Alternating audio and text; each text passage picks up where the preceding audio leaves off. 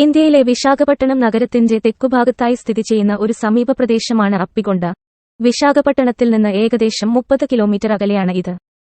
സോമേശ്വര സ്വാമി ക്ഷേത്രത്തിന് പേരുകേട്ടതാണ് അപ്പിക്കൊണ്ട. 9-ാം നൂറ്റാണ്ടിൽ നിർമ്മിച്ചതാണ് ഈ ക്ഷേത്രം. വിശാഖപട്ടണത്തെ എല്ലാ ബീച്ചുകളിലും നഗരത്തിലെ എല്ലാ വിനോദസഞ്ചാര കേന്ദ്രങ്ങളിൽ നിന്നും വളരെ അകലെ സ്ഥിതി ചെയ്യുന്ന ബീച്ചുകളിൽ ഒന്നാണ് അപ്പികൊണ്ട ബീച്ച്. പ്രകൃതി സൗന്ദര്യത്തിനും സ്ഫടിക ശുദ്ധജലത്തിനും പേരുകേട്ടതാണ്. കശുവണ്ടി മരങ്ങളാൽ ചുറ്റപ്പെട്ടതാണ് അപ്പികൊണ്ട ബീച്ച്. വിശ്രമിക്കാനും പുനരുജ്ജീവിപ്പിക്കാനും ഇവിടെയുള്ള എല്ലാവർക്കും ആനന്ദകരമായ അനുഭവം പ്രദാനം ചെയ്യുന്നു. വാക്കുകളിൽ വിശദീകരിക്കാൻ പ്രയാസമുള്ള കടലിന്റെയും പർവ്വതത്തിന്റെയും അവിശ്വസനീയമായ കാഴ്ചയ്ക്ക് സാക്ഷ്യം വഹിക്കുന്നതിനൊപ്പം ശാന്തമായ അന്തരീക്ഷം അനുഭവിക്കാൻ അപ്പികൊണ്ട ബീച്ച് വിനോദസഞ്ചാരികളെ ക്ഷണിക്കുന്നു. കുന്നിന്റെ പേരിലുള്ള ഈ ബീച്ച് ദക്ഷിണേന്ത്യയിലെ നന്നായി പരിപാലിക്കപ്പെടുന്ന ഒരു ബീച്ചാണ്. കൂടാതെ ഈ സ്ഥലത്തിന് ചുറ്റും ചിതറിക്കിടക്കുന്ന സ്വർണ്ണനിറമുള്ള മിനുസമാർന്ന മണലുണ്ട്. ആർക്കിയോളജിക്കൽ സർവേ ഓഫ് ഇന്ത്യയാണ് ക്ഷേത്രത്തെ സംരക്ഷിത സ്മാരകമായി പ്രഖ്യാപിച്ചത്. 1070-ൽ ചോള രാജവംശത്തിലെ കുലോടുംഗ ഒന്നാമൻ രാജാവ് നിർമ്മിച്ച ഈ ക്ഷേത്രം ചോള സ്മാരകം എന്നാണ് അറിയപ്പെടുന്നത്. ഐതിഹ്യമനുസരിച്ച് കപില മഹാമുനി എന്ന വിശുദ്ധൻ ശ്രീ സോമേശ്വര സ്വാമിയുടെ വിഗ്രഹം ഒരു കുന്നിൽ സ്ഥാപിച്ചു. കപിലകൊണ്ട എന്ന് വിളിക്കപ്പെടുന്ന കുന്ന് ആളുകൾ ഇതിനെ അപിലകൊണ്ട എന്ന് വിളിക്കാറുണ്ടായിരുന്നു. അത് ഒടുവിൽ അപ്പികൊണ്ടയായി മാറുകയാണ്. മനോഹരമായ പ്രദേശം കണ്ട് ആകൃഷ്ടനായ കപില മഹർഷി തന്റെ പേരിൽ ഒരു ക്ഷേത്രം പണിയാൻ ആഗ്രഹിച്ചു. അസ്തമയ സൂര്യൻ പ്രകാശം ചൊരിഞ്ഞപ്പോൾ മുനി ഒരു തപസ്സിനായി തീർത്തു. തന്റെ അപാരമായ പ്രാപഞ്ചിക ശക്തികളാൽ സൂര്യോദയത്തിനു മുമ്പ് 101 ശിവലിംഗങ്ങൾ സ്ഥാപിക്കാൻ മഹർഷി ലക്ഷ്യമിട്ടു. എന്നാൽ 100 ശിവലിംഗങ്ങൾ ഉദയം ചെയ്ത ശേഷം സൂര്യൻ ഉദിച്ചതോടെ തപസ് മുടങ്ങി. ഒരു ശിവലിംഗത്തിന്റെ കുറവിൽ നിരാശയും ദേഷ്യവും തോന്നിയ മഹർഷി ആ സ്ഥലം അപ്പുകൊണ്ട കടം നിറഞ്ഞ കുന്ന് ആയി തുടരാൻ ശപിച്ചു. പതിറ്റാണ്ടുകൾ കൊണ്ട് അപ്പുകൊണ്ട അപ്പികൊണ്ടയായി മാറി. ഒടുവിൽ 95 ശിവലിംഗങ്ങൾ മണൽത്തിട്ടകളാൽ മൂടപ്പെട്ട് അപ്രത്യക്ഷമായി. പിന്നീടുള്ള വർഷങ്ങളിൽ ക്ഷേത്രം കണ്ടപ്പോൾ മറ്റൊരു ശിവലിംഗത്തിന് കേടുപാടുകൾ സംഭവിച്ചതായി കണ്ടെത്തി. നിലവിൽ പുരാതന ശ്രീകോവിലിൽ സ്വയം പ്രകടമായ 4 ശിവലിംഗങ്ങളുണ്ട്. ഒരു തിങ്കളാഴ്ച സ്വാഭാവികമായി അവ ഉയർന്നുവന്നതിനാൽ ക്ഷേത്രത്തിന് ശ്രീ സോമേശ്വര സ്വാമി ക്ഷേത്രം എന്ന നാമകരണം ലഭിച്ചു. ശിവരാത്രി കാലത്ത് 3 ദിവസം നീണ്ടുനിൽക്കുന്ന ആഘോഷങ്ങൾക്കായി ലക്ഷക്കണക്കിന് ഭക്തരെ ഈ പരിസരം ആകർഷിക്കുന്നു. ആനയുടെ തലയുള്ള ദൈവത്തോടൊപ്പം ക്ഷേത്രത്തിൽ കുമാരസ്വാമിയുടെ ഒരു സന്നിധിയും ശിവലിംഗവും സ്വർഗവാഹകനായ നന്ദിയും ശ്രീകോവിലിനു മുന്നിൽ മനോഹരമായി ഇരിക്കുന്നു. ക്ഷേത്രത്തിന് കടലിനോട് ചേർന്ന് ഒരു കിണറുണ്ട്. അത് ക്ഷേത്രത്തോളം തന്നെ പഴക്കമുള്ളതാണ്. കടലിനോട് സാമീപ്യമാണെങ്കിലും കിണറിലെ വെള്ളം ശുദ്ധമായി തുടരുന്നു. വിശേഷാവസരങ്ങളിൽ ഈ കിണറ്റിൽ നിന്ന് വെള്ളമെടുത്ത് ക്ഷേത്രത്തിലെ ദേവന്മാർക്ക് സ്വർഗീയ കുളി നൽകും. ക്ഷേത്രത്തിലെ പൂജാരി ചടുവുല നാഗരാജു വിശദീകരിക്കുന്നു. 2 പതിറ്റാണ്ട് മുമ്പ് ഈ ദേവാലയം എൻഡോവ്മെന്റ് വകുപ്പിന്റെ കീഴിലായി. ആർക്കിയോളജിക്കൽ സർവേ ഓഫ് ഇന്ത്യ ഈ ക്ഷേത്രത്തെ സംരക്ഷിത സ്മാരകമായി പ്രഖ്യാപിച്ചു. പുരാവസ്തു വകുപ്പ് ഉദ്യോഗസ്ഥർ പറയുന്നതനുസരിച്ച് ഉപേന്ദ്ര രാജാവാണ് ക്ഷേത്രം പണികഴിപ്പിച്ചതെന്നും ക്ഷേത്രത്തിന് ഏകദേശം 1100 വർഷത്തോളം പഴക്കമുണ്ട്.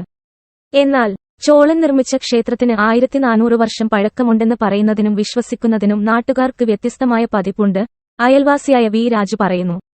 ക്ഷേത്ര വിനോദസഞ്ചാരം പ്രാധാന്യമർഹിക്കുന്ന കാലത്ത് പുരാതന ദേവാലയം ഇതുവരെ ശ്രദ്ധയിൽപ്പെട്ടിട്ടില്ല. മുനി കപില മഹർഷി കടൽ തീരം കടക്കുമ്പോൾ ഒരു സ്ഥലത്ത് തപസ്സനുഷ്ഠിക്കുകയായിരുന്നു. വിശാഖപട്ടണത്തിലെ അപ്പിക്കൊണ്ടയിൽ ശ്രീ സോമേശ്വര സ്വാമിയുടെ പ്രസിദ്ധമായ സ്വയം പ്രകടമായ ശിവലിംഗം ഉദയം ചെയ്തതും ഇവിടെയാണ്. 1400 വർഷത്തെ ചരിത്രമുള്ള ഈ ക്ഷേത്രം ചോളരുടെ കാലത്താണ് നിർമ്മിച്ചത്. പുരാതന ശ്രീകോവിലിന്റെ കല്ലിൽ കൊത്തിയ നിർമ്മിതിക്ക് പഴയ ലോക മനോഹാരിത ഉണ്ടായിരുന്നു. അത് കാലത്തിന്റെ പരീക്ഷണമായി നിലകൊള്ളുന്നു. വിശാഖപട്ടണം നഗരത്തിൽ നിന്ന് 30 കിലോമീറ്റർ അകലെ സ്ഥിതി ചെയ്യുന്ന ഈ ക്ഷേത്രം ചരിത്രത്തിന്റെ അത്ര അറിയപ്പെടാത്ത അധ്യായങ്ങൾ തുറക്കുന്നു. സോമേശ്വര സ്വാമി ക്ഷേത്രം ശിവന് സമർപ്പിച്ചിരിക്കുന്ന ഒരു ഹിന്ദു ക്ഷേത്രമാണ്. ഈ പുരാതന ക്ഷേത്രം ചരിത്രപരവും മതപരവുമായ പ്രാധാന്യമുള്ളതും ഈ പ്രദേശത്തെ ഒരു പ്രധാന തീർത്ഥാടന കേന്ദ്രവുമാണ്. സങ്കീർണമായ കൊത്തുപണികളും ശില്പങ്ങളും കൊണ്ട് അലങ്കരിച്ച പരമ്പരാഗത ദ്രാവിഡ വാസ്തുവിദ്യയാണ് സോമേശ്വര സ്വാമി ക്ഷേത്രത്തിന്റെ സവിശേഷത. പരമശിവനെ സോമേശ്വര സ്വാമിയുടെ രൂപത്തിലാണ് ഇവിടെ ആരാധിക്കുന്നത്. അനുഗ്രഹം തേടാനും പ്രാർത്ഥനകൾ അർപ്പിക്കാനും വിവിധ മതപരമായ ആചാരങ്ങളിൽ പങ്കെടുക്കാനും ഭക്തർ ക്ഷേത്രം സന്ദർശിക്കുന്നു. ക്ഷേത്ര പരിസരം പലപ്പോഴും മതപരമായ ഉത്സവങ്ങളും പരിപാടികളും നടത്തുന്നു. ഇത് ഭക്തരെയും വിനോദസഞ്ചാരികളെയും ഒരുപോലെ ആകർഷിക്കുന്നു.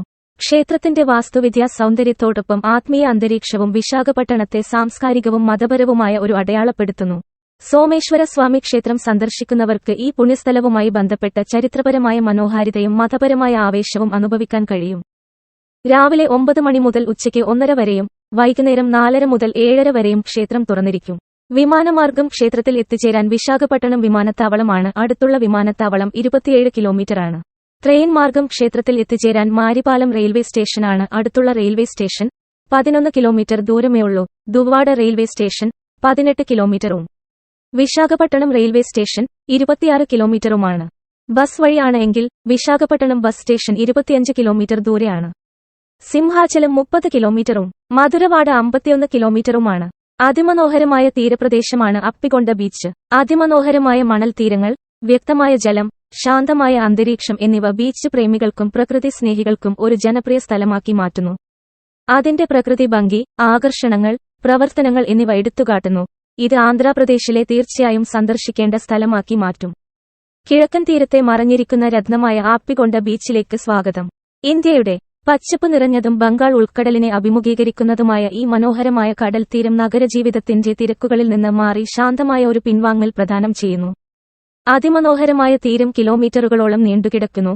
സന്ദർശകരെ നീണ്ട നടത്തം, സൂര്യപ്രകാശം, കടൽത്തീരത്ത് വിനോദയാത്രകൾ എന്നിവ ആസ്വദിക്കാൻ ക്ഷണിക്കുന്നു. അപ്പികൊണ്ട ബീച്ച് സൂര്യാസ്തമയത്തിന് പേരുകേട്ടതാണ്. സൂര്യൻ ചക്രവാളത്തിന് താഴെയായി മുങ്ങുമ്പോൾ ആകാശം ഊർജ്ജസ്വലമായ നിറങ്ങളുടെ ക്യാൻവാസായി രൂപാന്തരപ്പെടുന്നു. അത് അന്തരീക്ഷം ഓറഞ്ച്, പിങ്ക് നിറങ്ങളിൽ നിന്ന് ആഴത്തിലുള്ള ധൂമ്രനൂൽ നീല നിറങ്ങളിലേക്ക് മാറുമ്പോൾ പ്രകൃതിയുടെ മാന്ത്രിക പ്രദർശനത്തിന് സാക്ഷ്യം വഹിക്കുക.